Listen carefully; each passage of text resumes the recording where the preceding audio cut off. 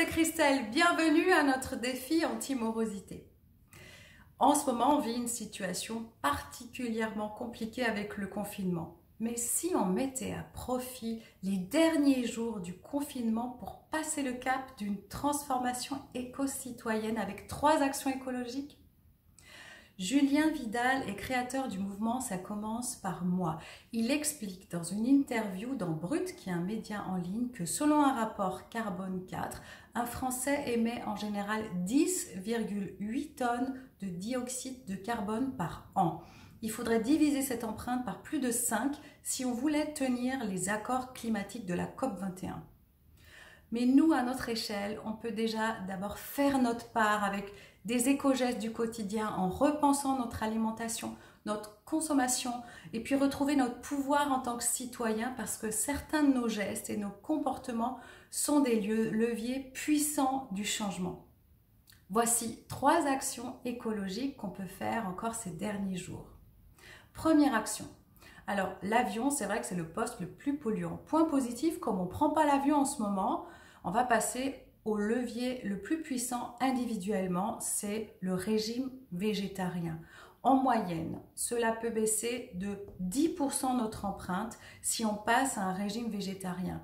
10%, c'est énorme parce qu'on peut décider de cette action du jour au lendemain et surtout sans investissement financier.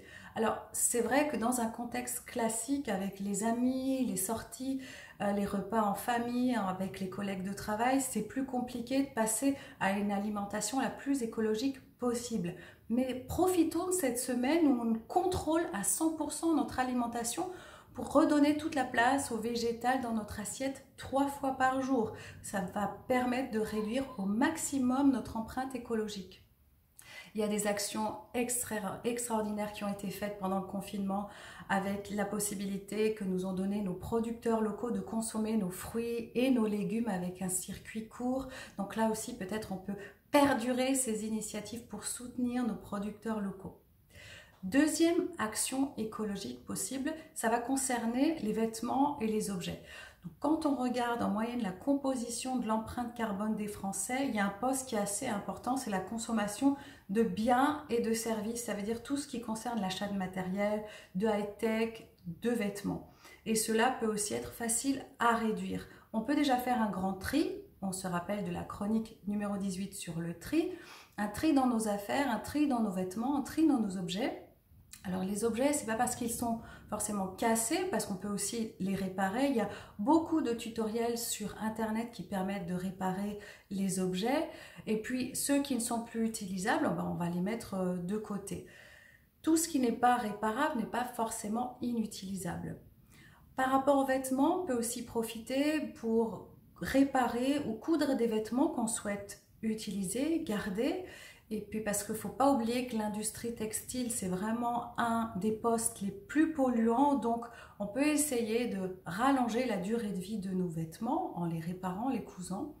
Et pour tous ceux qui ne souhaitent pas conserver les vêtements, on les met de côté pour les déposer dans un point de relais dédié. Et puis on peut aussi se renseigner sur tous les objets électroniques afin de leur redonner une seconde vie. Troisième action écologique qu'on peut faire, c'est la prévention thermique. En ayant un comportement éco-citoyen, on peut réduire aussi de 25% son empreinte carbone avec des gestes simples.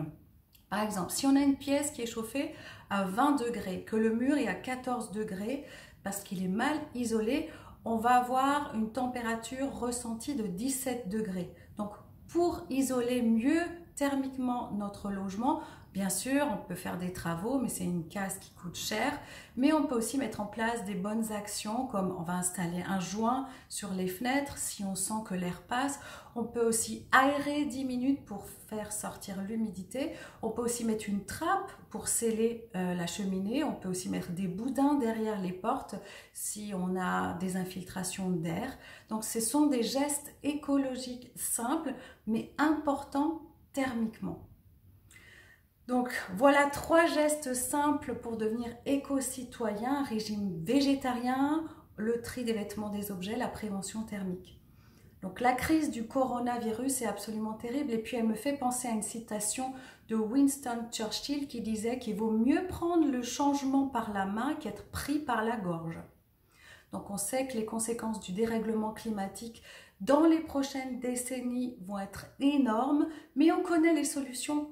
Donc à nous d'agir individuellement et collectivement parce qu'on lâche rien. Voilà, c'est tout pour aujourd'hui. On se retrouve demain 11h30 parce que garder le moral est un défi de chaque jour. Défi anti-morosité. Très belle journée à vous.